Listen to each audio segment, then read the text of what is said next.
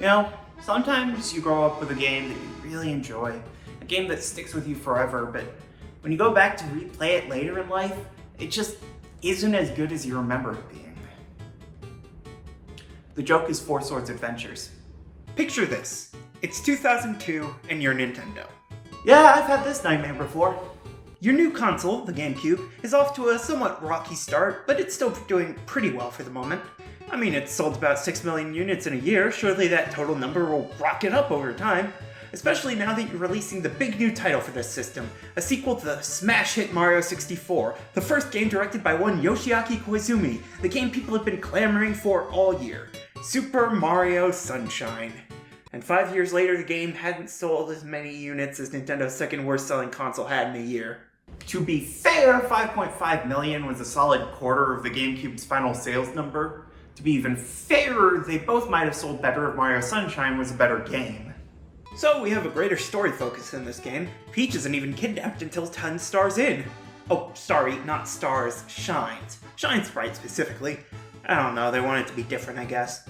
The story is a little bit comical, honestly. The court trial has some logic behind it, but only if you assume the villain hasn't been clearly caught on camera, which he clearly is, and none of the actual eyewitnesses were consulted beyond a simple sketch. The voice acting isn't completely terrible, but it's definitely not good. And of course, there's the infamous plot point where Bowser Jr. thinks Princess Peach is his mother, and she doesn't aggressively refute the idea, which, resulted in some interpretations. Did everyone just forget that babies in this universe are canonically delivered by storks? Like, that's a full plot point in the series. I don't hate the story, to be clear. I think it's good, cheesy fun, and I think it offered some great opportunities for creative visuals. Hey, funny story, my Wii displays pretty much all GameCube games in widescreen, and for Super Mario Sunshine it works perfectly well, and yet apparently the 3D All-Stars version added widescreen. Sure, okay. Well, regardless, this game looks pretty good.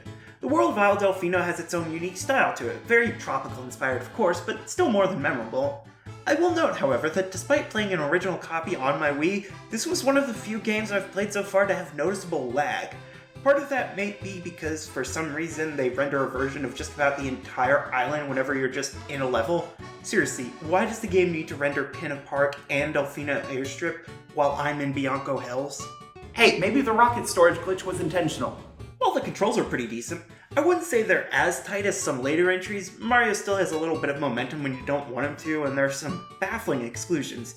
Seriously, no long jump, and the backflip is basically an Easter egg. But hey, the wall jump is about how you'd want it to be, the ground pound feels powerful, swimming on the surface of the water is very easy, and you know what? I enjoy Flood a lot.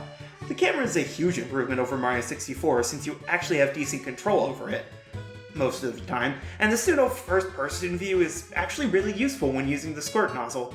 There are a couple weird features, like the world map on the Z button. It's more of a travel brochure disguised as a map, honestly. The only area where it can actually help you navigate is the hub area of Delfino Plaza.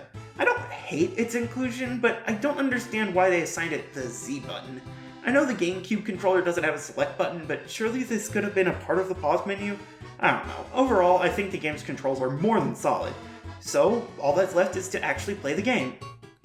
Yeah, I don't love this game. This feels like a complete inversion of Mario 64. That game had really funky controls, but the levels were built around them, and the game as a whole was tons of fun. Sunshine, meanwhile, has great controls and some really fun mechanics, but the levels are just not a lot of fun, and the game feels really poorly thought out. And yeah, I don't think all of 64's levels are great, but one, I think Sunshine has a much lower hit rate, and two, with Mario 64, only the very first mission and the boss fights are actually required to beat the game.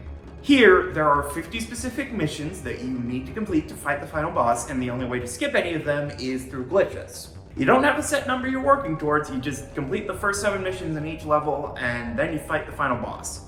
That's not a terrible way of making a game, but it means that if any of those missions suck, there's no way to avoid them. And let me tell you, some of these missions, holy shit. The levels in this game are generally interesting ideas, but my god, most of them range from okay to awful. Bianco Hills, the first main level in the game, a decent tutorial in parts, but it reuses so much content, it's difficult to remember most of the individual missions. Rico Harbor is an odd name for what is clearly the port for the island, and even just completing the main story has this blooper surfing twice here, so I hate it. Gelato Beach, a fairly generic beach all things considered, but I'd honestly consider it a great level, if it weren't for the sandbird.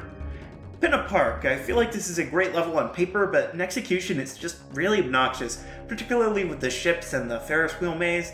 Serena Beach has some of the worst missions in the game, I'll give it that. Why do we have a time limit to complete the beach? The goop is mostly on the sand.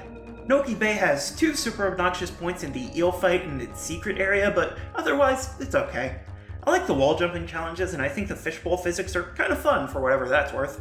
And finally, Pianta Village, a bunch of trees, mushrooms, and geometric structures on a floating island. How is this a village? The third mission is completely bullshit, but other than that, this is pretty decent. The trucksters are annoying, but you can pretty easily get a 1-up at the start of that area, so it's whatever.